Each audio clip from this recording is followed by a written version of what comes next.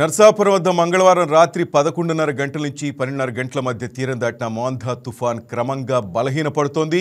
తుఫాన్గా బలహీనపడిన తీవ్ర తుఫాన్ రానున్న 6 గంటల్లో తీవ్ర వాయుగుండంగా బలహీనపడే అవకాశం కూడా కనిపిస్తోంది. దీని ప్రభావంతో ఆంధ్రప్రదేశ్లో విస్తారంగా వర్షాలు కురిసే అవకాశం ఉంది.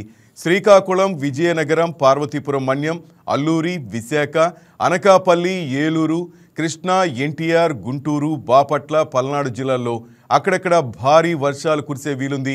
ఇటు కాకినాడ, డాక్టర్ బిఆర్ అంబేద్కర్ కోనసీమ, తూర్పు గోదావరి, పశ్చిమ గోదావరి, ప్రకాశం, నెల్లూరు, కర్నూలు, నంద్యాల, అనంతపురం జిల్లాల్లో మోస్తరు నుంచి భారీ వర్షాలు కురిసే అవకాశం ఉందని వాతావరణ శాఖ అధికారులు తెలుపుతున్నారు. ఇక భారీ ఈదురుగాలు కూడా వీస్తాయని, ప్రజలు తగు జాగ్రత్తలు తీసుకోవాలని ఏపీ విపత్తుల నిర్వహణ సంస్థ హెచ్చరించింది.